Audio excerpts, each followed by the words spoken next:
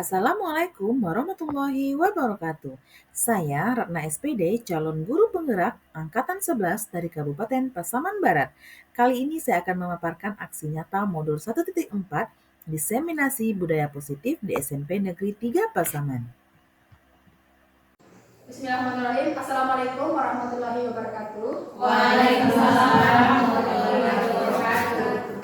Puji syukur alhamdulillah, marilah sama-sama kita panjatkan kehadiran Allah Subhanahu wa taala yang telah memberikan kita kesempatan dan kesehatan sehingga di siang ini kita bisa berkumpul bersama-sama dalam rangka untuk mengikuti kegiatan diseminasi budaya positif yang insya Allah hari ini akan disampaikan oleh Ibu CGP kita, Ibu Ratna SPD, CGP Angkatan 11 Kabupaten Pasaman Barat tahun 2024. Salawat beranyakan salam kepada Allah Nabi kita, tak lupa kita kirimkan berupa doa Allahumma shalli ala Muhammad wa ala ali Muhammad. Yang kami hormati yang kami hormati Ibu Kepala SMPN 3 Pasaman, yang kami hormati Bapak Ibu Majelis Guru yang berkesempatan hadir dalam kegiatan ini. Kemudian yang teristimewa yang kami hormati Ibu Rana SPD, CGP yang Angkatan 11 yang akan menjadi narasumber kegiatan kita pada siang ini.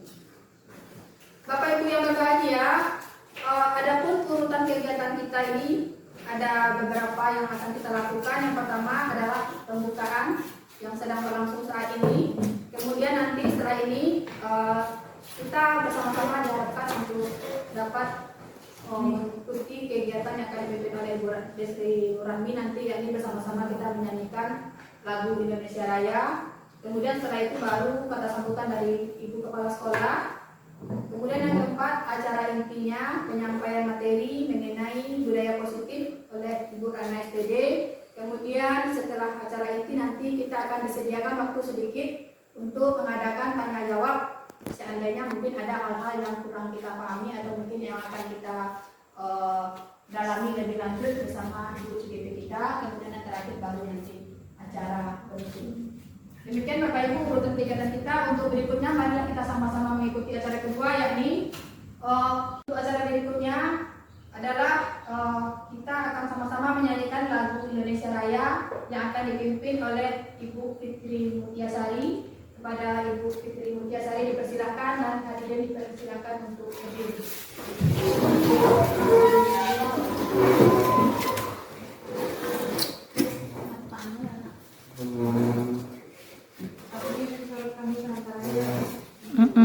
Hiduplah Indonesia Raya. 1, 2, 3.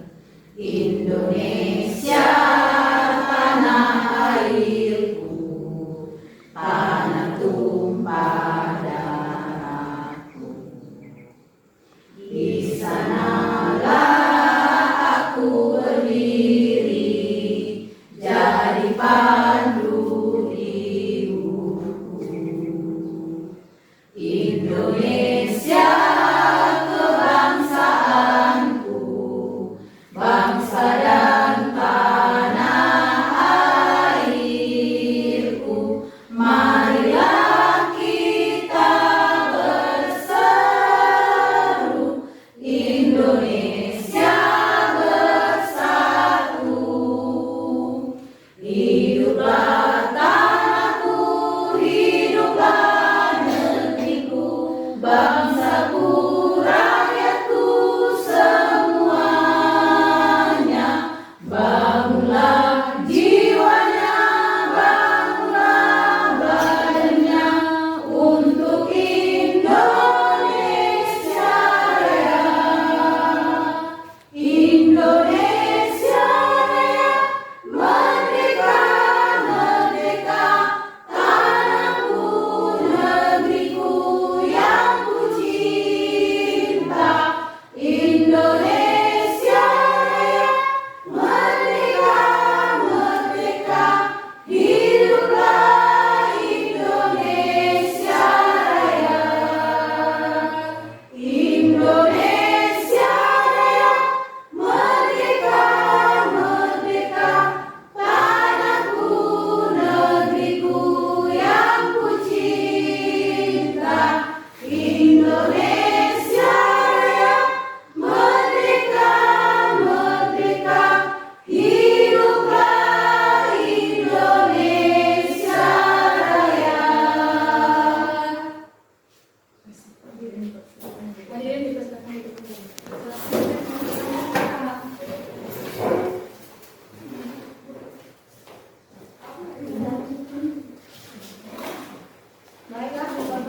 sekalian, kita masuk ke acara berikutnya, yakni kata sambutan dari Kepala SMPN 3 Pasaman, Ibu Yuli Hatmaini. Kepada Ibu Kepala SMPN 3 Pasaman, waktu dan tempat kami persilakan. Assalamualaikum warahmatullahi wabarakatuh. Waalaikumsalam warahmatullahi wabarakatuh. Alhamdulillah rabbil alamin. Wassalatu wassalamu ala asrofil anbiya'i wal mursalin. Amma ba'du. Pertama-tama marilah kita bersyukur karena kita diberikan kesempatan untuk hadir di kegiatan model yang akan dipandu nanti materinya oleh CGP kita Ibu Ratna SPD. Kemudian salawat berangkaikan salam kita hadiahkan kepada Nabi kita Nabi Muhammad Sallallahu Alaihi Wasallam berupa doa Allahumma sholli ala Sayyidina Muhammad wa ala ali Sayyidina Muhammad. Untuk sambutan kali ini kita ucapkan terima kasih kepada Ibu Ratna yang bersedia menjadi narasumber dengan materinya diseminasi positif SMPN 3 Pasaman, yang mana dalam menyampaikan materi tersebut dilaksanakan dalam kegiatan rutin kita komunitas belajar. Nah, jadi diharapkan dengan adanya materi ini maka kita akan termotivasi untuk mengikuti hal tersebut. Baiklah, hanya itu yang dapat saya sampaikan. Wabillahi taufiq wal hidayah. Wassalamualaikum warahmatullahi wabarakatuh. Waalaikumsalam warahmatullahi wabarakatuh. Terima kasih kepada Ibu Kepala SMPN 3 Pasaman, Ibu Yuli Hatmaini, yang telah memberikan sambutan dari kita bersama. Untuk berikutnya kita akan masuk ke acara inti kita, yakni diseminasi budaya positif yang hari ini akan disampaikan oleh Ibu Ratna SPD CGP Angkatan 11 Kabupaten Pasaman Barat. Kepada Ibu Ratna, waktu dan tempat kami persilakan. Baiklah, bismillahirrahmanirrahim. Assalamualaikum warahmatullahi wabarakatuh. Waalaikumsalam warahmatullahi wabarakatuh. Puji berserta syukur marilah sama-sama kita ucapkan kepada Allah Subhanahu wa taala karena izinnya jualah kita bisa berkumpul di ruangan ini dalam rangka acara diseminasi budaya positif di SMP Negeri 3 Pasaman. Salawat berangkaikan salam kalau teman-temannya kita kirimkan ke arwah junjungan kita yang besar Muhammad sallallahu alaihi wasallam yang telah membawa kita umatnya dari alam kebodohan kepada alam yang penuh dengan ilmu pengetahuan yang seperti yang kita rasakan pada saat sekarang ini. Ucapan terima kasih saya ucapkan kepada Ibu Kepala Sekolah yang telah memberikan saya waktu untuk melakukan penyebaran pemahaman terkait modul sertifikat 4 di pendidikan guru penggerak saya, yaitu budaya positif.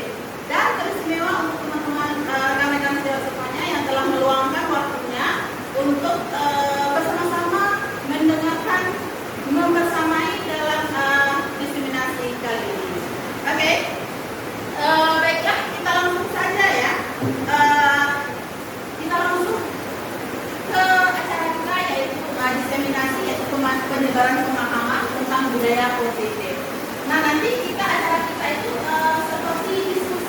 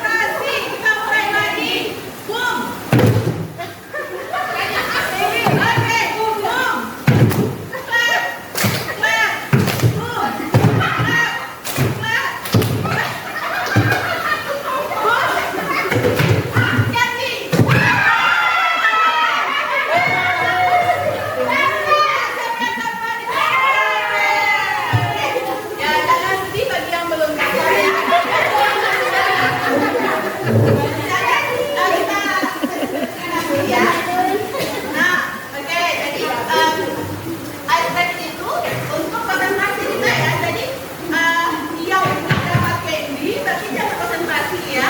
Kalau tentang candy ada tepuk tangan ya. Oke. Nah, sekarang sudah konsentrasi Bapak Ibu? Ya.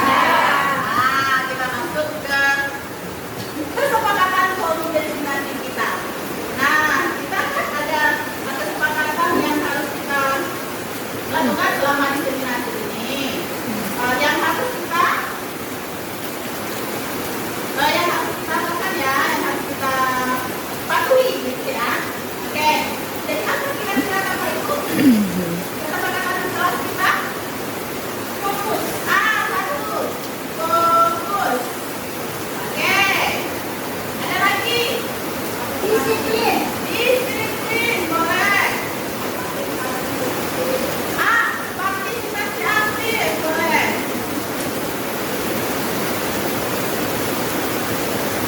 Ada lagi? Aktif silent. Ya, silent HP. Ada lagi? Jaga kebersihan. Ya. Kemudian positif ya boleh.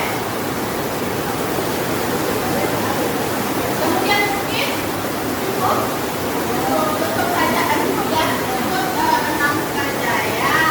Oke, jadi kita sudah dapat kesepakatan forum destinasi kita hari ini, yaitu fokus, kemudian disiplin, partisipasi aktif, silentkan HP, jaga kebersihan dan sportif. Sepakat Bapak Ibu? Oke, kita lanjut ya.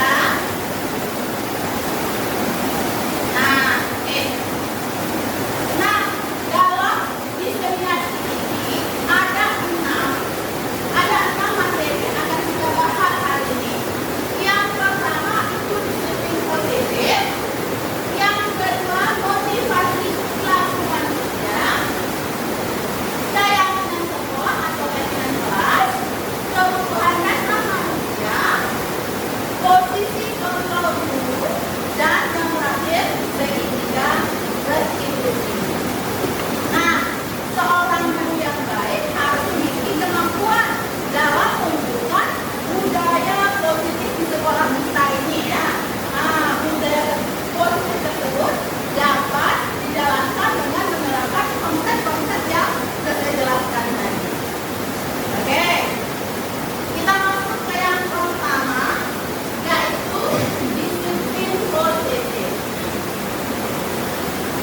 Apabila mendengarkan kata disiplin positif, apa kira-kira yang muncul ke dalam pikiran Bapak Ibu? Apa kira-kira disiplin positif yang seperti apa? Hal-hal positif. Iya, hal-hal positif. Oke. Keteraturan. Iya, keteraturan. Disiplin positif keteraturan. Oke. Apalagi kira-kira disiplin positif itu? Tepat waktu. Nah, jadi kedisiplinan, keteraturan, tepat waktu, nah itu disebut dengan disiplin positif. Kita lihat. Kita melihat dari kata disiplin. Nah, dalam budaya kita, makna kata disiplin itu dimaknai menjadi sesuatu yang dilakukan seseorang pada orang lain untuk mendapatkan kepatuhan. Nah, itu disebut dengan disiplin.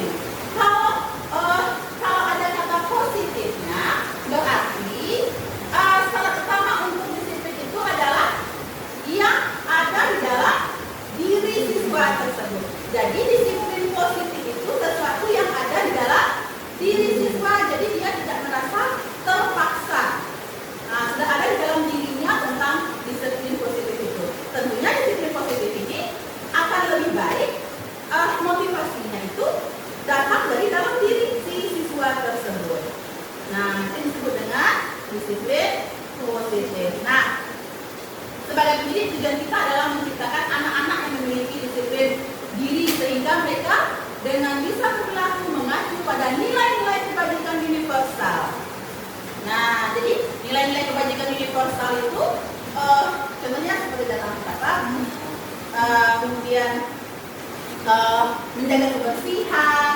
Nah, nilai-nilai pendidikan itu sudah ada di dalam dirinya sebagai motivasi dirinya bersumber dari motivasi intrinsik. Nah, jadi kita menumbuhkan motivasi intrinsik tersebut. Nah, itu disebut dengan disiplin positif.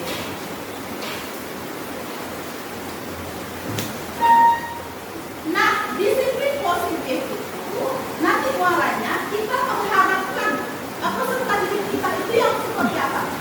Yang tentu seperti kita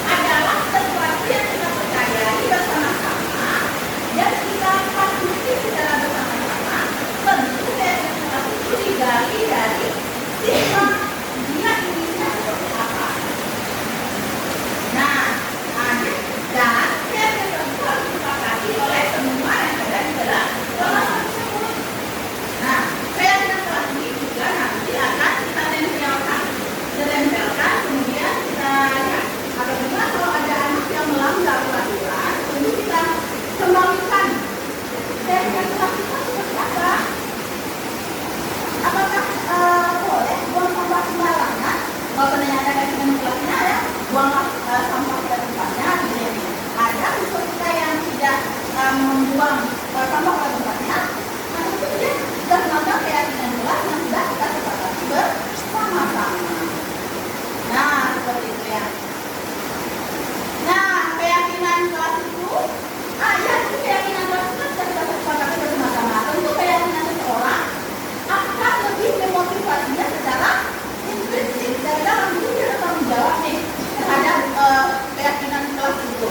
Jadi dia motivasi kelas dari dalam dirinya sendiri ya. Jadi mereka juga akan bersemangat untuk menjalankan peraturan-peraturan itu. Nah, bukan hanya sekedar untuk menaati peraturan, tapi mereka juga ada dalam dirinya. Nah, keyakinan kelas seperti itu, saya akan mematuhinya. Nah, itu ya. Jadi, kalau nanti keyakinan kelas sekolah itu berupa pernyataan universal yang mudah diingat dan dipahami dan harus diterapkan di lingkungan sekolah. Jadi, kalau kita membuat keyakinan kelas, ya itu kita membuat secara bersama-sama dan secara bersama-sama. Kita membuatnya itu di dalam kalimat yang positif ya, tidak dengan kalimat negatif. Contohnya di dalam buang sampah sembarangan. Nah itu kan kalimatnya negatif ya. Jadi kita buatlah kalimatnya sepositif mungkin. Buanglah sampah pada tempatnya. Buanglah sampah pada tempatnya. Contohnya lagi ada peraturan keyakinan kelasnya seperti ini. Di mana datang terlambat contohnya. Jadi hadir tepat waktu. Nah, jadi kalimatnya kalimat yang positif. Nah, jadi tidak ada kata tidak gitu ya. Jadi dari keyakinan kelas ini kita bisa melihat nilai-nilai kebajikan. Nilai kebajikan apa? Nah, kalau buang sampah pada tempatnya, tapi nilai kebajikannya adalah kebersihan. Contohnya lagi, kalau dia datang tepat waktu, berarti nilai kebajikannya adalah disiplin atau tertib ya. Nah, disiplin atau tertib ya. Oke, itu yang untuk keyakinan kelas atau keyakinan sekolah. Nah, guru berperan dalam mewujudkan terbentuknya keyakinan sekolah atau kelas dengan adanya kesepakatan antara guru dan murid. Nah, itu bedanya antara keyakinan dengan peraturannya. Kalau keyakinan ada kesepakatan kita antara guru dan murid, itu ada kesepakatan. Kalau peraturan kan sebelah pihak ya, peraturan harus dipatuhi. Tapi kalau keyakinan sudah dia sepakati, tentu dia akan melaksanakannya dengan hati yang, karena dia sudah dari diri mereka sendiri. Nah, jadi untuk menimbulkan motivasi dan prinsip tadi, kita bisa melakukan membuat keyakinan sekolah atau keyakinan kelas. Nah, ini contoh dari keyakinan sekolah dan kelas. Nah, ini dia ya. Bisa ditempelkan seperti ini di kelas kita ya. Oke, keyakinan kelasnya setiap kelas terus belajar, senang gitu ya, nggak boleh sedih gitu ya. Melaksanakan tugas gitu ya. Merasa aman. Nah, itu contohnya ya, contoh dari keyakinan kelas. Ya. Kemudian sana ada kalau ternyata Bapak Ibu wali kelas mungkin boleh ya dibuat keyakinan kelas ditempelkan di dindingnya, karena mungkin itu nanti akan menjadi akan dilihat oleh peserta didik kita, akan jadi dia tahu. Jadi kalau dia melanggar peraturan, nah keyakinan kelas kita seperti apa, bisa ingatkan lagi dia. Nah ini sudah sepakati nih gitu. Nah seperti itu keyakinan kelas. Sebenarnya setiap kita guru mata pelajaran juga bisa membuat keyakinan kelas kita sendiri. Nah di kelas bahasa Inggris contohnya, di kelas kita apa keyakinan kelasnya? Nah oke, kalau itu contohnya hadir tepat waktu tadi kan seperti itu. Oke,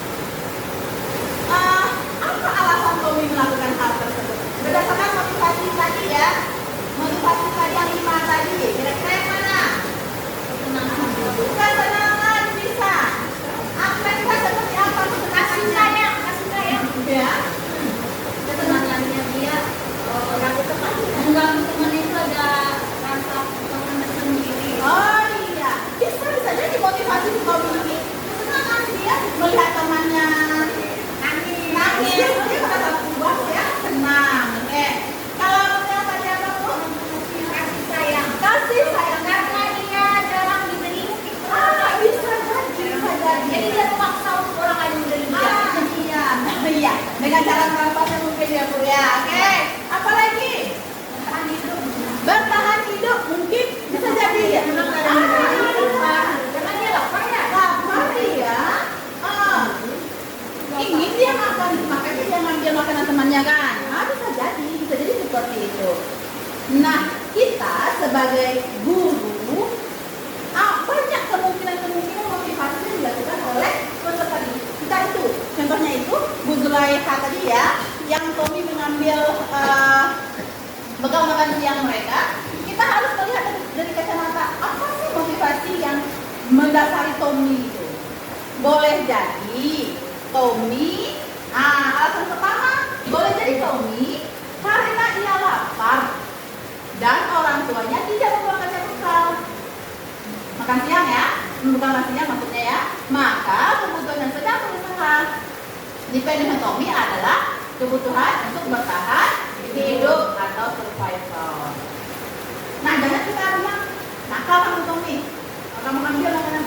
Mungkin bisa jadi dia nggak dikasih bekal sama orang tuanya, bisa jadi seperti itu. Kita harus memikirkan berbagai macam kemungkinan. Ada orang tuanya. Boleh jadi alasan yang kedua. Alasan yang kedua boleh jadi karena dia merasa senang. Seperti yang tadi ya. Dia merasa senang, butuh perhatian ya Bu Desi ya. Nah, jadi dia kebutuhan yang belum dipenuhi oleh Tommy adalah rasa kasih sayang dan rasa diberi. Nah, ada lagi alasan yang ketiga. Nah, karena temannya jadi takut dengan dia dan menuruti keinginannya, maka sebetulnya Tommy sedang berusaha memenuhi kebutuhan dasarnya akan kekuasaan. Bisa jadi. Jadi Tommy, takut temannya dengan dia merasa berkuasa kan? Nah, itu motivasi kebutuhan dasarnya adalah kekuasaan. Kita lanjut. Alasan yang keempat, karena dia merasa bosan dengan bekal makanan yang dibawakan ibunya dari rumah, karena ibunya selalu membawakan bekal yang sama. Oleh karena itu, dia ingin mencoba makanan teman-temannya yang beraneka ragam. Maka Tommy sedang berusaha memenuhi kebutuhan dasarnya adalah kebebasan. Ibunya membawakan cuman telur ceplok contohnya ya, temannya ada yang bawa ini, dia apa gitu ya, mau ingin coba gitu. Nah, kemungkinan alasan yang kelima. Nah, alasan yang kelima itu karena ia melakukannya karena iseng saja dia, dan dia menikmati ekspresi wajah teman-temannya yang besar. Ada kan? Ada ya. Kemudian menurut dia ekspresi teman-teman itu lucu. Nah, itu dia berusaha dia memenuhi kebutuhan kesenangannya. Nah, itu dia. Jadi kesimpulan kita sebagai guru, kita harus melihat beberapa kemungkinan mengapa siswa kita melakukan hal-hal yang tidak pada tempatnya. Jangan kita menjudge-nya seperti itu ya. Mungkin dia itu, mungkin alasannya ini, alasannya itu. Oke? Lanjut kita. Nah, ini dia. Posisi kontrol restitusi. Posisi kontrol guru ya. Nah, ada Bapak Ibu yang tahu kira-kira kontrol seperti apa yang sudah Bapak Ibu lakukan di dalam kelas atau di sekolah? Sudah ada yang lakukan? Kira-kira kontrol Bapak Ibu seperti apa dalam kelas?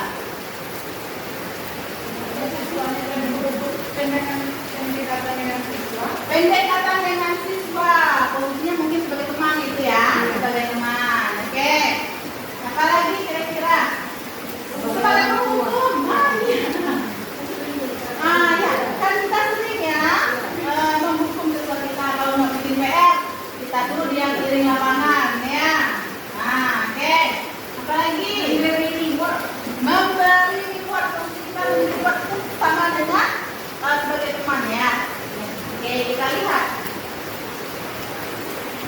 Posisi kontrol guru itu ada 5.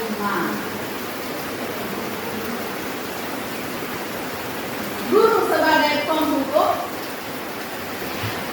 Nah, ada tugas, nggak bikin tugas siswa kita hukum. Kita suruh membersihkan halaman sekolah. Kita suruh membersihkan WC. Ambil sampah. Ya, oke. Kita suruh apa yang hukum lah. Oke. Oke, kemudian guru sebagai pembuat merasa bersalah. Nah, seperti itu pula itu guru sebagai pembuat merasa bersalah. Contohnya apa? Janganlah kamu melakukan seperti itu, nanti ibu yang kena marah. Nah, boleh kita dulu ya? Iya, saya orang tua kamu. Ah, iya. Jadi murid itu merasa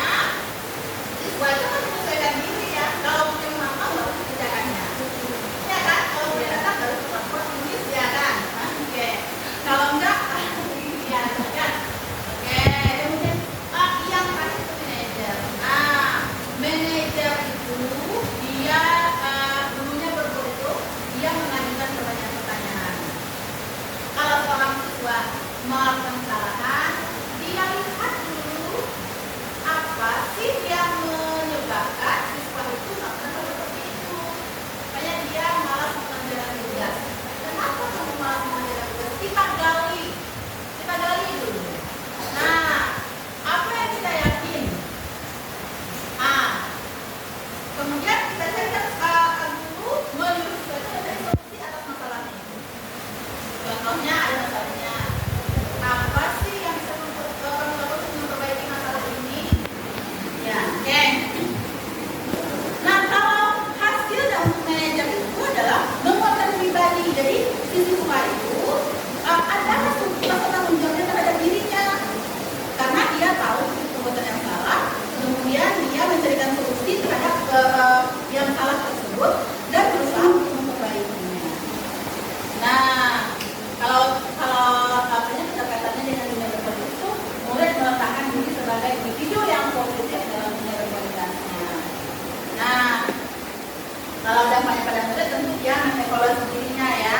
Saya datang terlambat karena saya bangun terlambat dari pagi, karena saya bermain game sampai jam 12 malam. Contohnya lagi, kemudian berkata, kalau kamu terlambat, kamu bangun itu selama kamu sekolah, berarti apa lagi yang akan kamu lakukan ke depannya? Nah, boleh dia berpikir, mungkin saya tidak akan bermain game lagi, Bu. Jadi ada simbol motivasi intrinsik yang dalam dirinya. Nah, jadi yang paling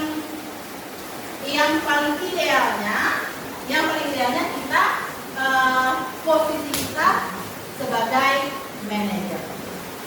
Nah, untuk posisi sebagai manajer ini kita menerapkan yang namanya segitiga restitusi ya. Nah, di antara kelima fungsi kontrol, sebaiknya seorang guru menggunakan fungsi kontrol sebagai manajer. Nah, kalau sebagai manajer itu dapat berbuat sesuatu bersama murid. Nah, kita menjadikan murid itu bertanggung jawab. Nah, kita mendukung murid itu agar dapat menemukan solusinya. Apa sih solusinya? Oke. Nah, selain itu, posisi manajer mengacu pada restitusi yang dapat menjadikan murid sebagai manajer bagi dirinya. Nah, dia sebagai manajer bagi dirinya, sehingga dapat tercipta identitas positif pada diri murid tersebut. Nah, kita bahas segitiga restitusi. Nah, karena kalau kita menerapkan posisi kontrol kita sebagai manajer, tentu tidak lepas dari penerapan segitiga restitusi. Nah, seperti yang kita tahu, segitiga restitusi itu segitiga ya, ada 3 berarti sisinya. Nah, contohnya kita ada seorang murid yang datang terlambat, ya. Nah, datang terlambat ya. Kemudian tidak kita kalau kita posisi kita sebagai manajer, tentu tidak kita tunjuk dia, kenapa terlambat ini, tidak ya. Tapi kita panggil ya, kita tanyakan alasannya. Kemudian apa solusi alasannya tersebut. Nah, yang tadi kan kita sudah buat keyakinan sekolah atau keyakinan kelas ya, kita kaitkan dengan keyakinan kelas tersebut. Nah, kata apa yang segitiga restitusi itu yang pertama menstabilkan identitas, validasi tindakan yang salah, kemudian menanyakan keyakinan. Nah, apa yang kita lakukan? Nah, kalau segitiga restitusi ini kan kita panggil siswa kita ya secara berhadapan. Ada yang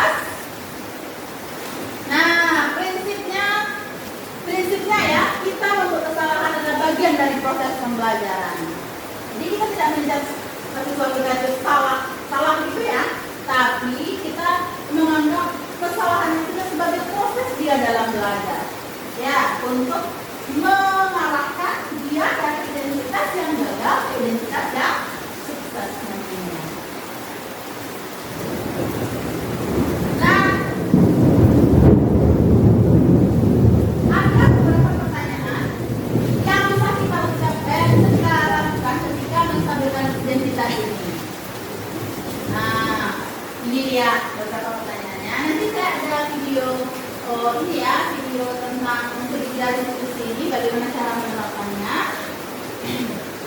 Nah, menstabilkan identitas itu bisa dikatakan, diucapkan, berbuat salah itu hal yang manusiawi. Kok tidak ada manusia yang tidak pernah melakukan kesalahan.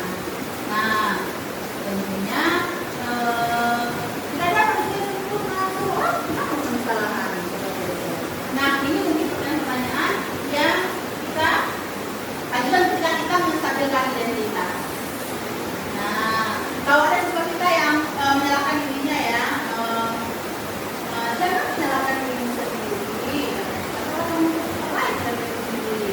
Kalau seperti itu. Lanjut.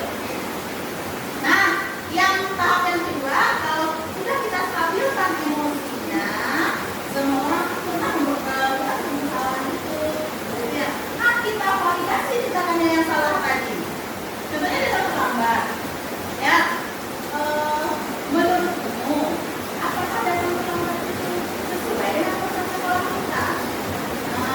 Nanti akan menjawabkan tidak.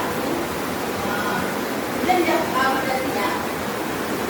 Nah, bahwa setiap perilaku mulai memenuhi kebutuhan tertentu, sehingga guru atau orang tua akan bergeser dari pemikiran stimulus respon menjadi proaktif, serta akan lebih mengenali dan memahami kebutuhan murid.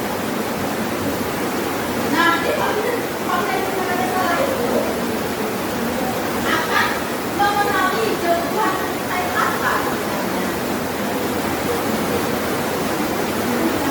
Nah, untuk validasi tindakan yang salah. Nah, seperti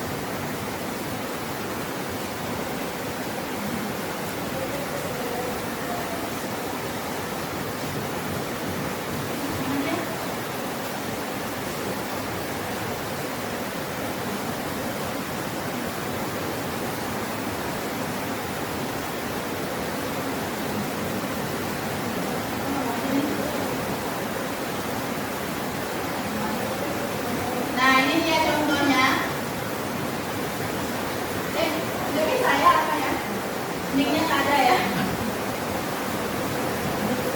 Nah, ini skenario-nya dia memakai sesuatu yang salah ya.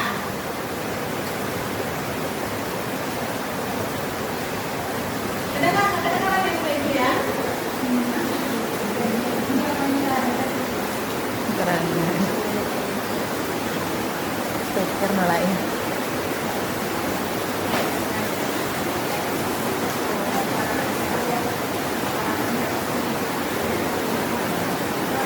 Oke, mungkin ini contoh dari juga diskusi yang pernah saya terapkan kepada teman-teman saya ya.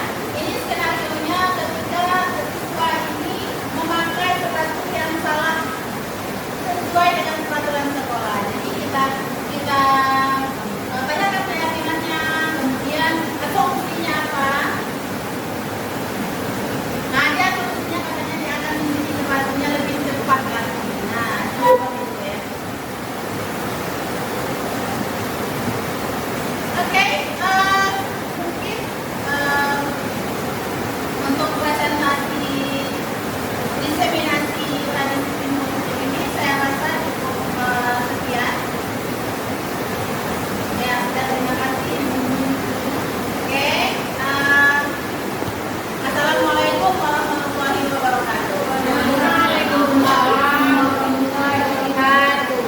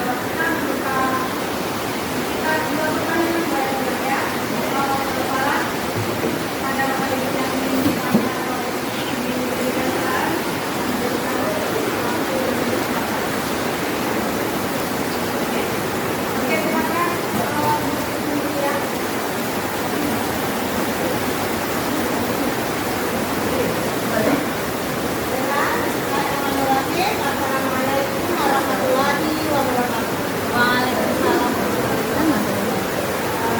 Perkenalkan, nama saya Putri Mulyasari, rekan sejawat dari Duraka. Ucapan terima kasih dari kami semuanya barangkali karena Duraka sudah memberikan berbagai macam ilmu yang bisa mudah-mudahan kalau kita terapkan ini akan membawa kebaikan dari dunia pendidikan yang kita. Di sini kami ingin apa namanya sharing barangkali terkait dengan budaya positif dan restitusi dan posisi kontrol yang rasanya ini memang bagus sekali kalau kita kombinasikan. Jadi ada satu permasalahan yang kemarin saya hadapi di kelas di jam praktis.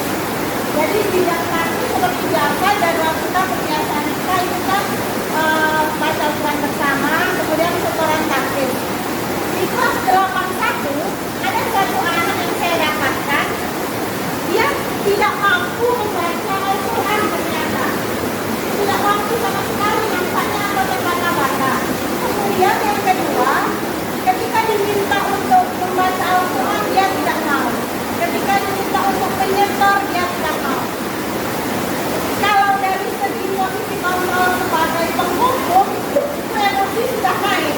Iya, iya. Tapi ini ditahan juga. Bagaimana kita bisa memanajerkan diri kita, kemudian dikaitkan dengan restitusi. Saya coba dengan restitusi. Iya. Apa permasalahan si anak tadi kan? Iya. Nampaknya kalau dilihat dia punya masalah dari rumah. Nah, jadi belum juga bisa saya menerapkan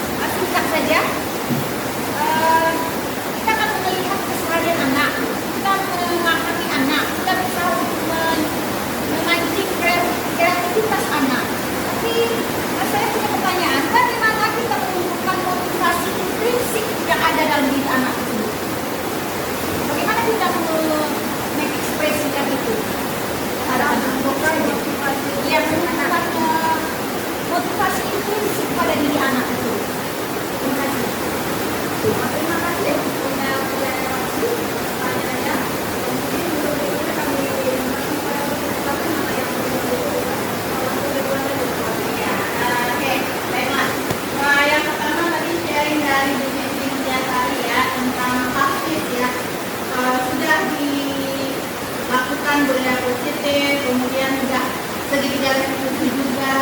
Nah, tapi anak belum mau untuk menggunakan apa sih sebenarnya di permasalahannya, kenapa dia tidak mau takbir gitu ya. Nah, kalau menurut saya yang harus kita lakukan, bisa jadi ya siswa itu belum berkenalan dengan kita jadi ya. Mungkin ketika restitusi tidak bisa kita terapkan sekali, bisa kita terapkan mulai besok ditanyakan lagi. Nah, kita bilang kepada mereka dari setelah itu, kalau kamu sudah bisa mengungkapkan apa sih sebenarnya yang ada dalam diri kamu itu, apa permasalahannya, kita bisa melakukan itu lagi nanti, sehingga tidak merasa nyaman dengan kita untuk kita, sehingga kita tahu apa sih permasalahannya. Nah, seperti itu ya. Jadi sebenarnya